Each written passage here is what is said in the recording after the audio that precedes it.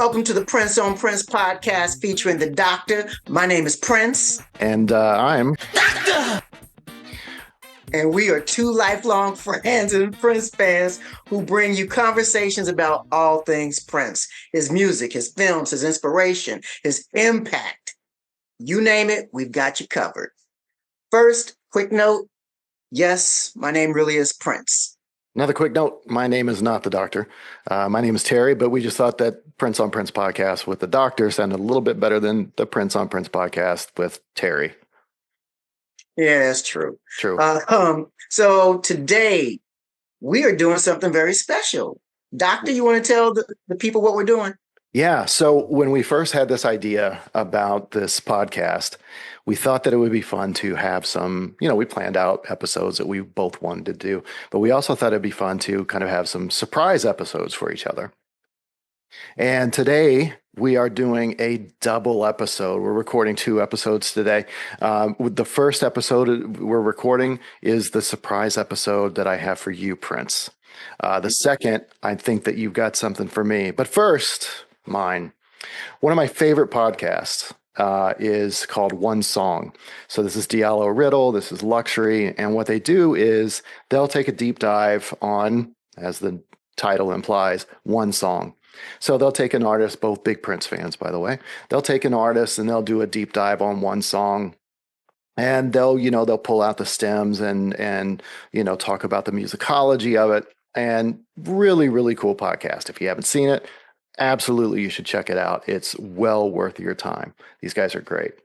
Well, one of the things they did that kind of, was making me think about it for this podcast is they actually did a one song on Let's Go Crazy by Prince. Pulled out the stems, an amazing soundtrack. But they had a question at the end.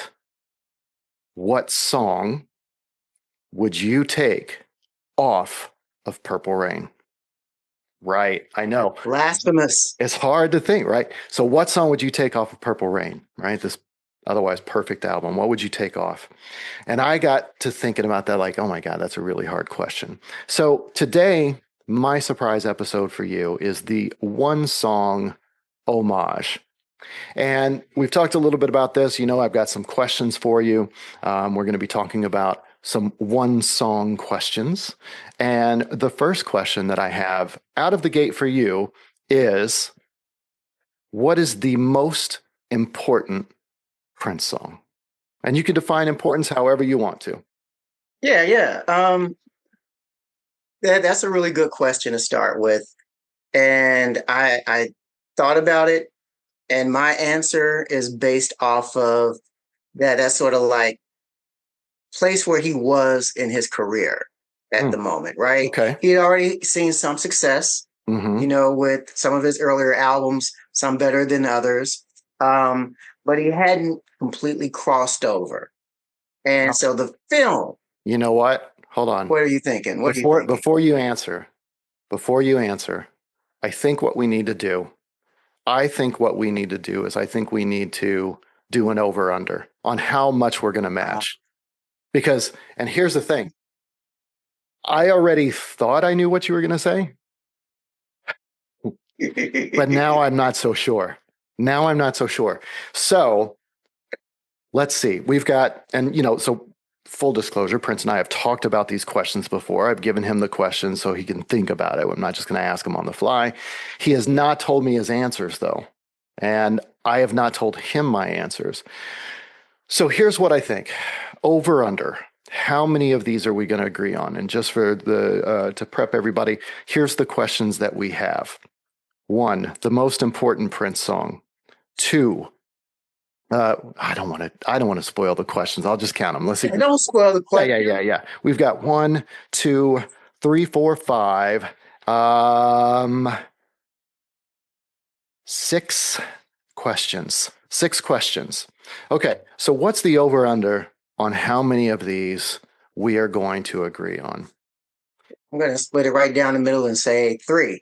You can't say 3. Oh. That's not how odds work. If we say 3 and then you got to have an over, and it's got to be a half a point. So is it 2.5 or is it 3.5? I'm going to say 3.5 because I have faith in you. Okay. I, I'm gonna go under because, and this might be a little bit of a cheat because I've already narrowed it down. I don't think we're on the first one. I'm gonna go under. Okay. Okay. So let's Fair see. enough. And that's also one of the brilliant things about being part of the whole Prince fan thing is that people pick different aspects of his music, eras, genres that they really resonate with. A hundred I know a percent. young lady. Yeah, 100%. I know a young lady from Russia actually, and her favorite Prince song. You will never guess it because I never would have because I didn't even real I'd forgotten it was a Prince song. Hmm. But I mean, you Well, know, you're not going to guess it. I mean the So oh, 3,000 of them. I mean, like 3,000, right? Well, I mean, you can narrow it down to 3,000 songs, but her favorite Prince song, and I'm not even sure that she's super familiar with the rest of his catalog, is North yeah, from C Note. yeah, I think never. it's from C Note I don't know. or Never. News from News. Yeah, right, right, right. Never would Yeah, have. it's from News. Yeah. All right. Never. Back to Yeah. the episode. What is your most important Prince song? Yeah, my most important Prince song. Okay, so uh, I'm taking you back to the 80s because obviously it's from the 80s, right? Yeah. Um, I think that he was having some success, not necessarily the largest or the crossover success that he wanted, and that's from interviews we've heard with people like Dr. Fink and Bobby Z, where they said that they were touring 1999 and they would see Bob Seger performing in a lot of the same places, but he was doing arena tours Mhm. and they were doing like smaller clubs. And like, man, I could do that. And they told him that he didn't have like that lighters in the air, big ballad that everyone was singing along with him, right? Yep. And and Michael Jackson and Prince had sort of broken the color barrier. I don't even know if you say sort of at this point, Mm. had broken the color barrier at MTV. And one of the things that Michael did with all of his genius was saying, I want to do more than a video because Prince had been doing videos, Michael had done one or two. And he said, I'm going to do like a mini movie. And he got Yeah. John Landis and they did Thriller, which is still hands down the best music video ever made, Oh, right? sorry, Prince. Thriller is a Michael Jackson song. You can't pick that as the most important Prince song. You didn't know that? Didn't see you see kids, boys and girls, you can learn so much here. Never So stop learning. you never stop learning. So my thought, I think that Thriller, and I don't have anything to back me up on this, Mm, but I think that Thriller inspired him to say, if Michael can do that, I can do something even bigger. mm. And that bigger was Purple Rain. Yeah. As you were talking about it, Obviously.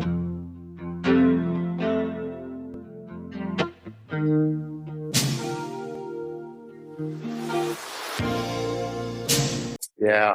I mean, as you were talking about it, right? I was like, okay, Mhm. yeah, he's going to pick Purple Rain.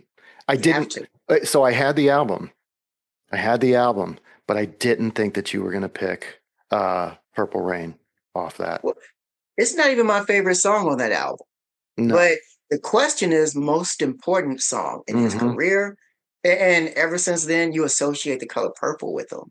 Yeah. You know, Yeah. who gets that? Yeah. I Who mean, gets their own you don't color? you don't think of Pink with Aretha Franklin and she sang Pink Cadillac, Yeah. you know?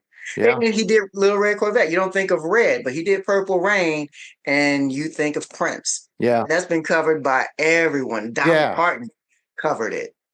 Yeah. The outfits, everything. Yeah. Okay. Purple Rain. Everything. So yeah, I think it has to be Purple Rain. A solid choice. An absolute solid choice. Yeah. I thought you were going to choose something different. But I'm curious. okay. So, hey, the What, under's winning. The under's winning. I'll get to what I thought you were going to say. yeah, I'm curious. Yeah, I'll get to what I thought you were going to say. So here's mine. Um, I'm going to go a little bit earlier, right? I think Purple Rain, again, solid choice. It's hard to argue with that. I may be going a little bit in a different direction, right? Because I think Purple Rain kind of set his place in the world, right? It really put him on the map more than any other. So I think to me, this might be more of like one of the for the deeper Prince fans, right? In terms of most important to me. I think more than any other song that he did before this one, this song introduces who Prince is as a musician, right? Um, and it introduces him in a couple ways. One, like thematically, right? So, we've talked before about one of the things we like so much about Prince is kind of this, this beyond the binary, right? I think this song foreshadows, I'm not a woman, I'm not a man, I'm something you'll never understand. I'm not a human, I'm a dove. It foreshadows I've got two sides and they're both friends. The sex is there in this song. The politics is there in this song. The religion is there in this song. Musically, I think that it's important because the synth stabs from those Oberheims are there, right? The unique harmonies start showing up. You've got Lisa on backing vocals, which is great. You've got Morris Day on the drums. I don't know if you know what I'm talking about yet.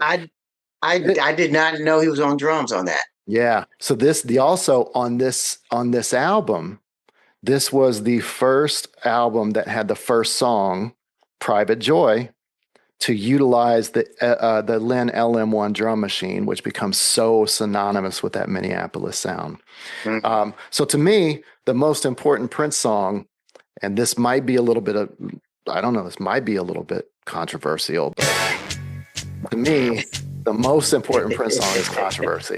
I mean, from the way that those stabs come in, that beat coming in,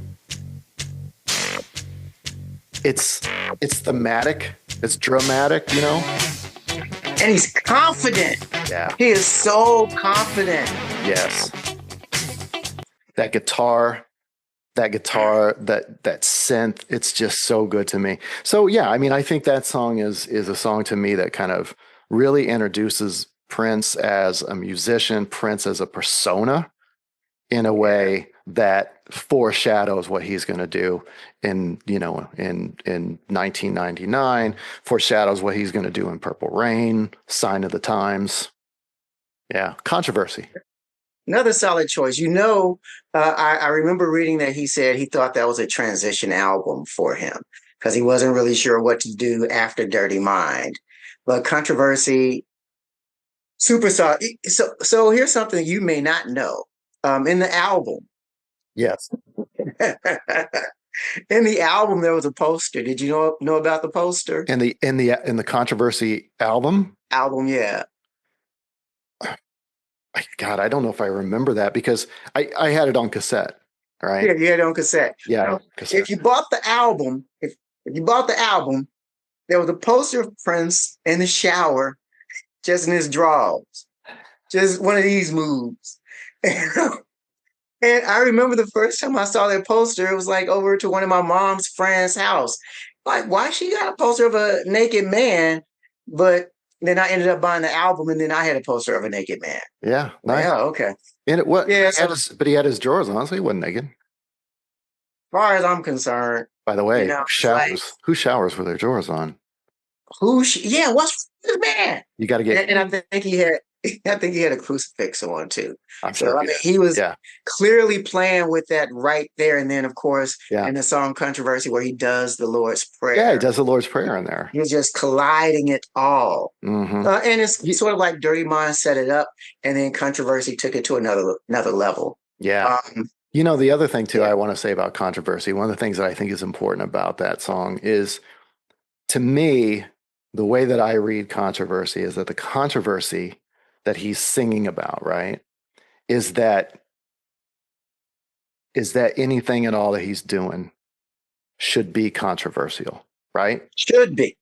Right. And so because he says off the bat, right, I can't understand all the things that people say, right? Mm-hmm. Can't believe all the things that people say. He was like, why should it matter? Who cares? I mean, you go back to the album before, which we'll talk about a little bit later, foreshadow.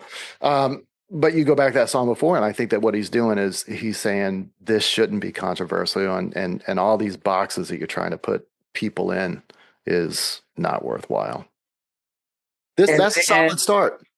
no, it's a solid start. We could, because I feel like Controversy is one of those underrated Prince albums. Oh yeah. Um, yeah, and it should get a lot more love. Um, yeah, the rest of the album, and I know you're talking about the song, but then he followed that with Sexuality, and he followed that with like one of the greatest slow jams, Do Me Baby. I don't think that we'd ever heard a dude do the second half of that. I don't think we'd ever heard anybody doing that on record before. Yeah. I mean, that just a great album. Great album. Great album. Yeah. Okay, I got another song for you, or another question for you. Sorry.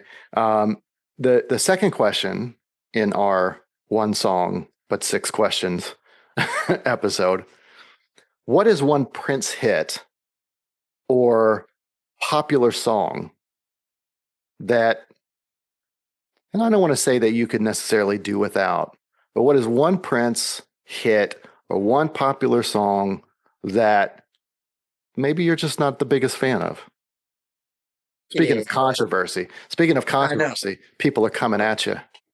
Yeah, yeah. In the comments, um, you know, there are actually two that I'm like, yeah, whatever. But the one that I'm going to go with is going to be Back Dance.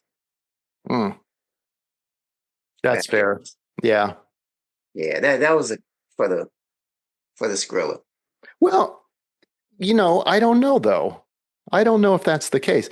So, from what I understand, the Batman theme was the first thing he learned to play on the piano, right? X. Messing about X. as a kid. He was a huge Batman fan, and he really, X without really, really, really wanted to play the Joker. Like he did. in the movie. Yeah, yeah. He really wanted to play the Joker. And and you know what's interesting is like what is it, the Fifth Element, Chris Tucker's part, right? Yeah, That was written for Prince. yeah, I know that. Yes, that part was written for Prince. But I don't know what happened there. There's, scheduling conflicts, there's falling outs, whatever. But yeah, Prince apparently really wanted to play the Joker, but the studio was like, look, we got to do Jack Nicholson because Jack Nicholson is going to be the box office draw, right? Right. But Prince really wanted to play the Joker. Big Batman fan. So I can see, right, the argument like this is cashing in, this is about money. But I This also, is a lifelong dream. yeah, kind of like a lifelong dream. And there were some songs on that album that were just Some of my favorites. I nuts. mean, like I still like Vicky Waiting. I still Mm, listen to that. yeah. But so here's another thing about the video or even the song. I read, and I don't know how true this is because there's a lot of stuff in the interwebs that is not necessarily accurate. What? But I'd read that um what is it? What? Um Send me a that list. that Send me a list of the things that aren't. That'd be great. Screenshot. that the song was actually he had wanted it to be him and Michael would have been the Bruce Wayne and he would have been the Joker, which would have Really? been very interesting. Yeah, that's what I don't know if it's true. I'm just I'm just putting it out there. Because Mike had wanted him to do bad, and he was like, "I'm not doing that." Yeah, yeah, And then he said that he would have been the Wesley Snipes character, like Ixnay. yeah, yeah. Yeah, but Batman, I think that Batdance would have been I might have liked it a lot more, even though I did like in the video he's in the studio and he's playing around on all the instruments and everything. That was pretty dope. Yeah. But the song itself, it doesn't make you want to get on the dance floor. At least it didn't make me want to get out there and boogie or anything. That's So, fair. That's and the fair. lyrics weren't deep. No, you're right. All right. Well, let's move on from Bad Dan. Let's keep busting. Just saying, folks, y'all, y'all heard him say I was right. So No, that's it's fair. recorded. It's fair. No, it's fair. What about you? Well, look, I want to preface this with I know that this is going to be, I think, look, most people with Bad Dance, they'll be like, yeah, you know what? That's maybe an obvious choice. To me, I think this one might be, and I'm not trying to court controversy here, but I think this one might be a little bit more controversial. But as Prince himself has said, But I ain't afraid of shit. so I'm just going to put it out there and say, to me, come at me. I can get rid of diamonds and pearls. I Coming know, at you. I know, That that song introduced Rosie Game. I know. Listen, I love Rosie Gaines. I love Rosie Gaines. Okay. Rosie Gaines is amazing. I Mm-hmm. appreciate this song for what it is. It's got a beautiful melody. Mm-hmm. But it just like, okay, like you said, Bad Dance never made me want to get out or never made you want to get out on the floor. Um, it just, it's a beautiful song. I appreciate it for what it is, but it just never spoke to me personally. Right. And if it's going to be, well, Rosie Gaines, how can you disrespect Rosie Gaines? I think Rosie Gaines deserves a little bit more than, a D to the I to the A to the M. And I know that that's like a product of that time, right? Um, but yeah, so that's a song. Again, I appreciate it for what it is. And I know that for some people, that might be their favorite Prince song. I can see that. Yeah, for some people, I knew some young ladies. I don't know how much they liked the song, but they liked when he jumped off the couch and did a split and came back up. And they were really enamored with that. I'm just I saying. mean, who wouldn't be? Who wouldn't be? If I could do that, If I could do it, I'd do it all day. I Just, would, that's how I would enter and leave every meeting. You know what I mean? yeah, I at the time I just didn't realize that was something that the ladies would dig. Just throw my coat on the floor. Yeah. Oh, me and Rosie, and that's not the song that introduced her, but that's the song that kind of said Yeah. this woman Yeah. needs her own project. Right. But Rosie and I used to speak Right. Yeah. I remember that back. Yeah. Back when you were at the radio station. at the radio station. You interviewed as And well, right? I got to interview her on WDBX, but we used to talk on the phone. And what was interesting to me, because it was like right around the 1999 celebration, because I remember she told me that everybody was sick, but the show had to go on when they were recording it. But sometimes I would call her, and no one's gonna believe this, but I know she used to think I was Prince. She used to what? She used to think I was Prince, like Not Prince you. Prince, Oh, not me, so because to our listeners, this is a callback to not everything that you hear on the interwebs is true. What do you mean she used to think you were Prince? she would say that to me. She would tell me that she thought I was him. And like, I because don't. I did introduce myself as Prince. Like I would call, like, hey Rosie, this is Prince. She didn't have And caller ID. she must not have had caller ID. That hasn't been around She didn't since have her. antiquity. She didn't have her hearing aid going on or something. And for people that think I'm lying, I knew that like her boyfriend or fiance or whatever his name was Shaba. And I was like, oh, that's really cool. But I'm sure it wasn't Shaba Ranks, but she was dating some guy named Shaba. She was dating, Oh, and she thought oh, it sounded like Prince. I I'm think just throwing it all out there now. I think that the for anybody who may have doubted that story, which by the way I don't, but for anybody who may have doubted the story, I think the introduction of she was dating a guy named Shaba, but I don't think it was Shaba Ranks. Probably nails it down for people. All right, keep busting. Okay, He busted. so now we're at a three-parter. Okay, three-parter. And I told you I took the inspiration for this episode from the One Song Podcast episode where they did Let's Go Crazy. And at the end of that episode, as I said, they said, you got to take one song off of Purple Rain. So we could do that, and we're going to. But I've also got to, add something to it. So I'm going to pick I think what people would normally say is that period, that triumvirate period. of 1999, Purple Rain, and Sign of the Times. Those three albums, okay? And your job is to take one song off each of those albums. Here's where I think, and by the way, I want to say, Bat Dance, I didn't think you were going to say. Solid choice. Still on the under. Here, though, is where I think that we're going to agree.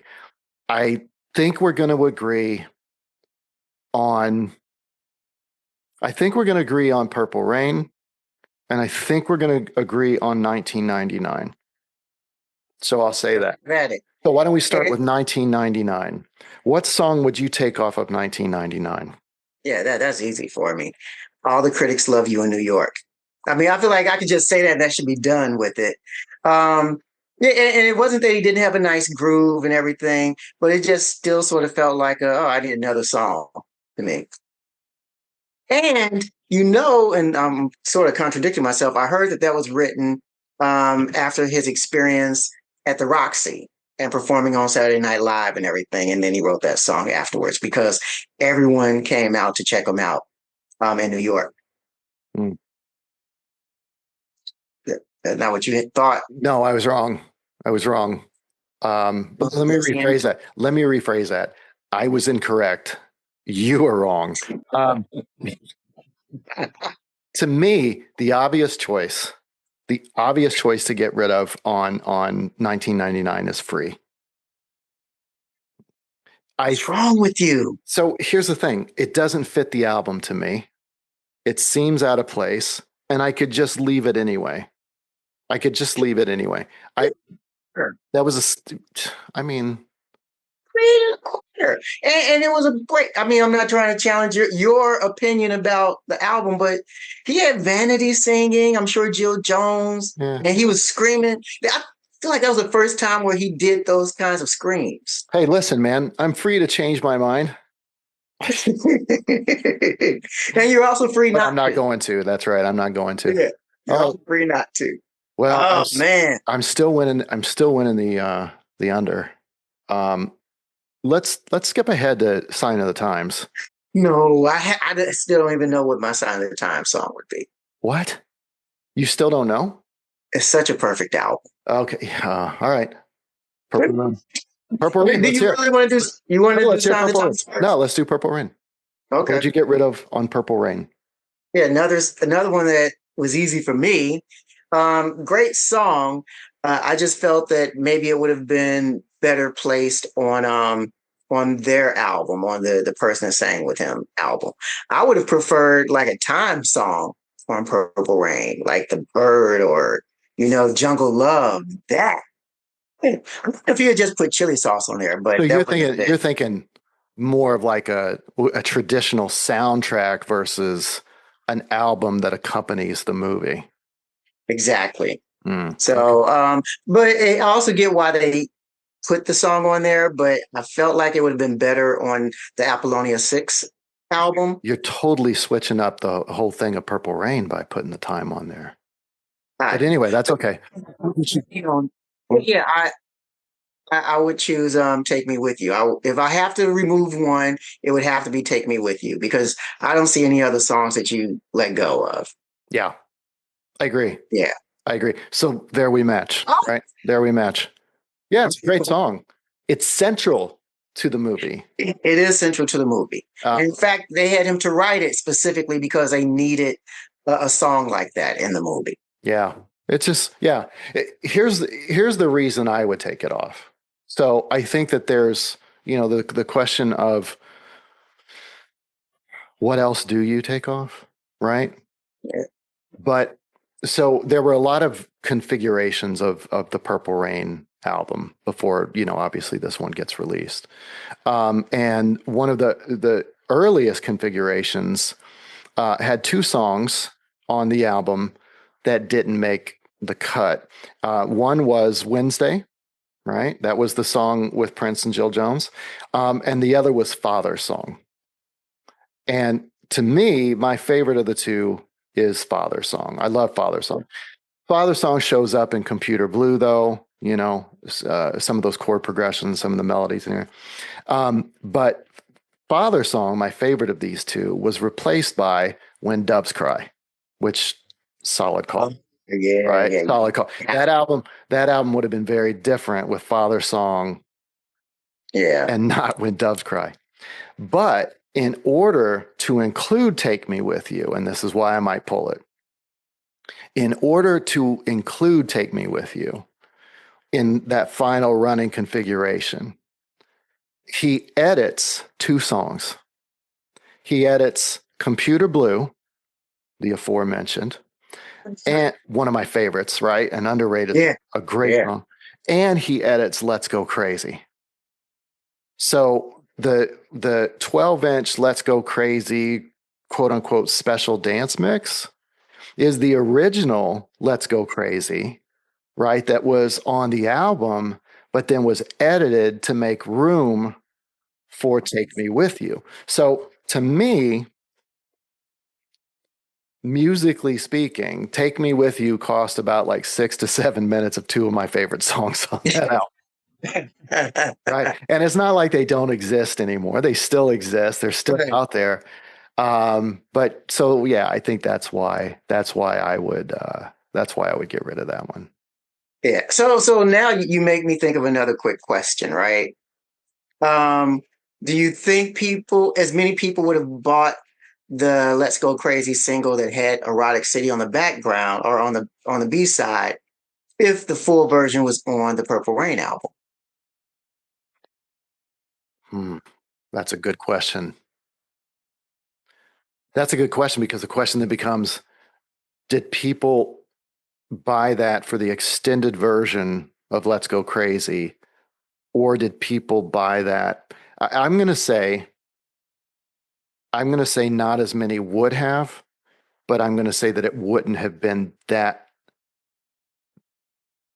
it wouldn't have been a great deal fewer, right? And the reason because I think when that 12-inch came out, when that single came out with Erotic City on the backside, Erotic City took on a life of its own, It did. right? Erotic City took on a life of its own. And Erotic City was, one of those tracks where people are like, dude, Prince was very famous for his B-sides. And that B-side probably maybe more than a lot of others where people are like, you almost bought Prince's singles for the B-sides. Yeah.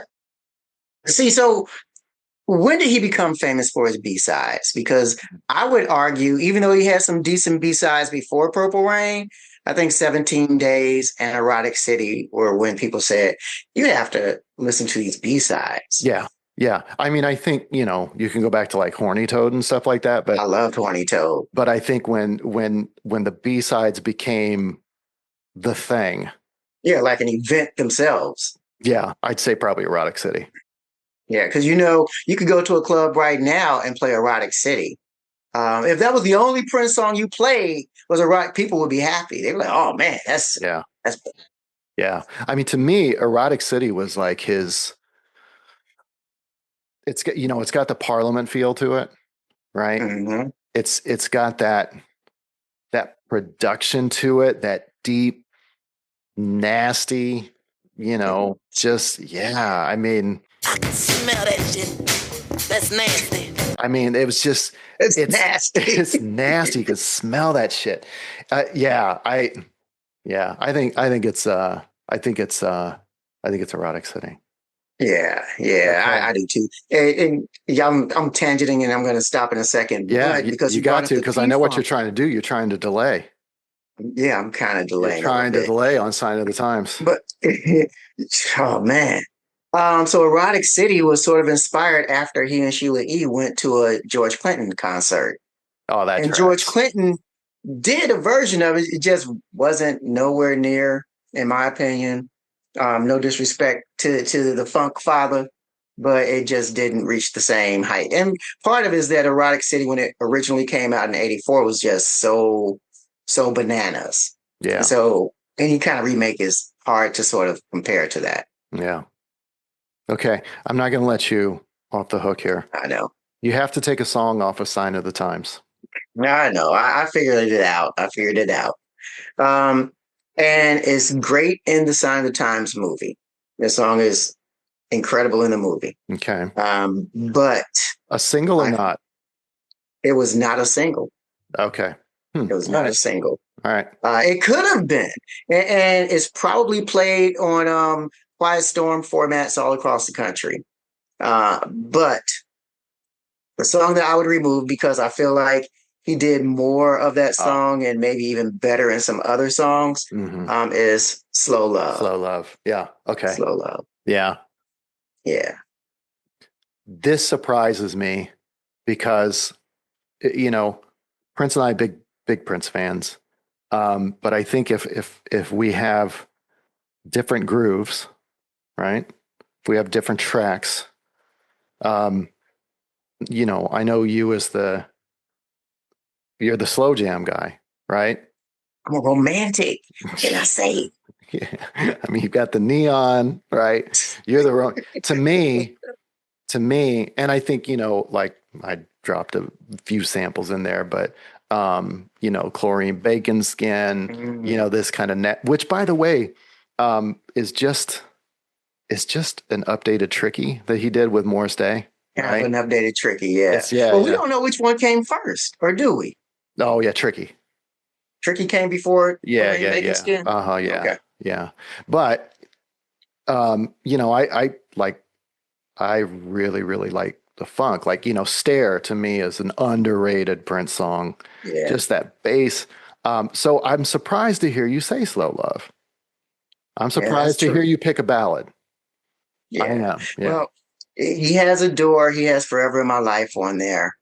And you don't get rid of the cross because of what that the conviction with which he sang. Perfect album. And that was hard to take off. Yeah. Yeah, what have you got? It's interesting what you had just said, because so when I'm thinking about Sign of the Times, great album, very difficult to decide. Nothing, nothing from Camille is coming off that album, right? Nothing Yeah. from Camille is coming off that album. But I actually chose something that you just mentioned, and that is you're going to take out Slow Love because Adore is on there and Forever in My Life is on there. I'm going to take out Forever in My Life and keep Adore and Slow Love. Yeah. Look, I like it. I love Forever in My Life. That's a great song. People get To, married to that song. yeah, that strikes me a little weird, but there's so Well, many, I have some weird friends. so many better ones. No offense to Prince's friends who are watching it, hit me up in the comments. To me, it's like, and I'm thinking like album wise, right? I think you can Yeah. pull that song and it doesn't detract from the album as much as taking other songs would. It's a great song. I don't know. Yeah. I It's said it so was funny hard. because everything that you just said is exactly how I feel about Slow Love. It's like you could pull that and it wouldn't detract because you have Forever in My Life where he says, I want to marry you and have babies, you Yeah. know? Yeah. Well, Oh man. Yeah, that's such a tough one. listen, we saved the best for last. I don't know if I should say the best for last. This is the hardest for last. This is this is a difficult question. And this is something that when I first mentioned this to you, I remember your reaction, and it was like you were hurt. You were in pain. You didn't know why I was asking you such a question. The Why would last you do question, this to me? yeah. So the last question for today's episode, for this episode here, for my surprise episode, the one song episode is, you can keep one Prince song. Everything else from his catalog that he's recorded or written for others disappears. They never existed. So in a way, that makes it somewhat easier because you never know what you're missing or whatever. But you can choose one Prince song to stay. All the others have to disappear. What do you choose? Yeah, I did not like you for this one. Yeah, I know. I Um, didn't like myself for this one. I was like, because because I it was like, oh, this is a changes. great question. And then I was like, oh shit. But that's what we're here for, is to answer these great hard questions for the people. Mm-hmm. And so I'm going to stick on Sign of the Times, Okay. and it would have to be Adore. And I'll tell you why. He sings his ass off. He's playing his ass off. He Mm. has like the angels in the background. He is so devoted. He's like confident and all this swag, but also insecure. You know, like everything just sort of comes together in that song for me. Mm. And so I Adore. Let's hear a pick little bit of Adore. it.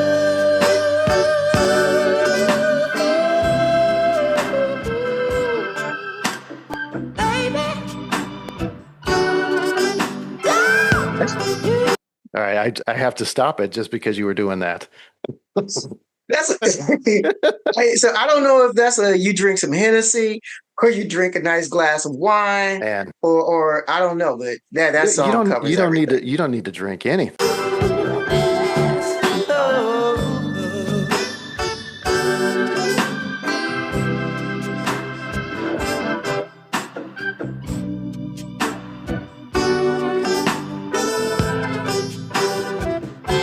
I'm a sucker. I'm a sucker for like that gospel organ in the background.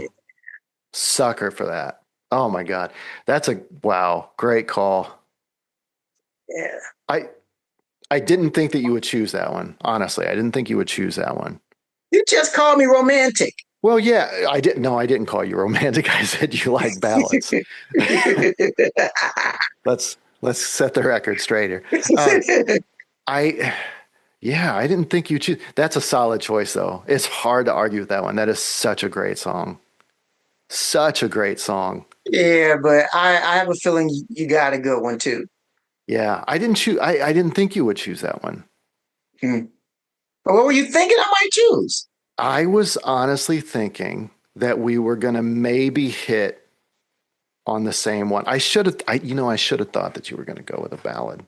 But even then, if you were going to choose a ballad, like if you said, okay, I'm going to choose a ballad, I might have picked Do Me Baby over this one for you and guessing what you might choose. Yeah. Yeah, I can see that. Wow, that's solid. That's solid. Do Me Baby special. You need an atmosphere for that one. You need an Yeah. environment for that one. Fair. I mean, okay. So here's mine. I've mentioned it before already in this episode. Like Controversy for me, it's all there. The symbolism, the musicality, but it's fully realized here, right? Controversy, like you said, is kind of this transitional record.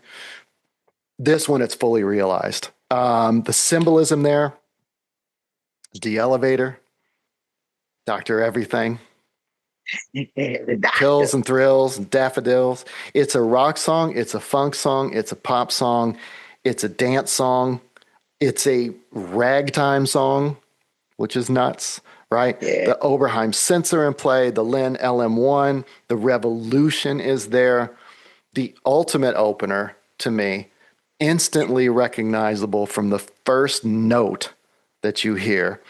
The guitar solo at the end, good Lord, right? The guitar solo, which by the way is like the first thing I think that Susan Rogers records. That's the first thing that Susan Rogers records for him. It makes that, and by the way, that as you know, Prince and I DJed together for years. But that first of all gets people out, and that guitar solo at the end segs perfectly with just about anything. It's a celebration. It's a eulogy. It's just,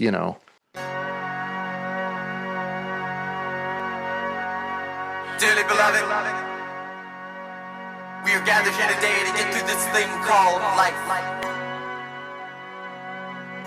Electric word, life, it means forever, and that's a mighty long time. But I'm here to tell you, and the way those synths bend. there's something else. The afterworld. A world of never-ending happiness. You It's can like a always see warped the sun tape, from you know what I mean? day or night. So when you call up that shrink in Beverly Hills, you know the one. Dr. Everything will be alright. Instead of asking mama, Yeah, to me, it's Let's Go Crazy. And I will say this, Yeah, it's the original Let's Go Crazy, right? exactly. The one Has that to he be. did. Yeah. And so I just want to play a little something for you from that song. And this is something that they talk about in the One Song podcast. So they pull out the stems, right? And so they isolate vocals and they'll isolate the drum tracks. And they isolate the piano part here, that's in the, basically about the middle of this song where he's up and he's like stomping on the piano, right? Yeah. And he's playing this kind of ragtime, jazzy piano piece to it, which shouldn't work, but it absolutely does it. So here it is.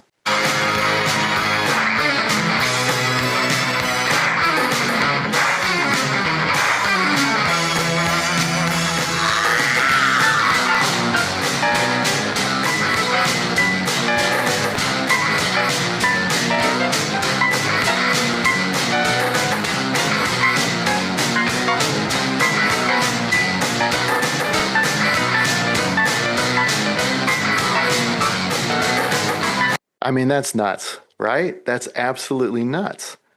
I mean, Yeah, 'cause it's I know nice. like all right, so he grew up, around jazz. He's named after his father's jazz band, Um, but the ragtime, it's bananas. It's bananas. It's purple bananas at that. Um, yeah.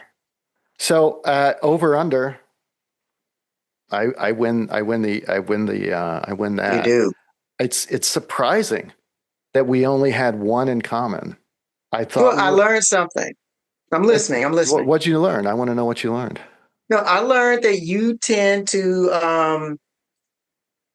to lean toward the openers, and I was leaning toward The closers. closer. You know what I didn't? Controversy, Let's Go Crazy, Yeah. um, Purple Rain, Adore.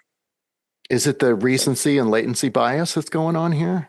it could be. Or are they just It great could be. songs? Yeah, no, They are all great that's songs. really interesting. I didn't even think about that. Yeah. Yeah. It's like openers and closers. But clearly great, great songs, all Yeah. all of them. Yeah. Except the ones we threw away. Still great songs. They're still Well, great songs. well, listen, I've just got to say again, if you have not seen the One Song podcast, if you haven't listened to this, check it out, subscribe to that. It's absolutely a phenomenal podcast. I would highly recommend the Janelle Monáe episode. Highly recommend the Sly episode. They've got Sly's daughter on there. They interview. Um, the Parliament Funkadelic episode is amazing, and of course, Let's Go Crazy. This has been fun. That was fun. And we have to do this again real soon. We will. In fact, we're going to do it again right now.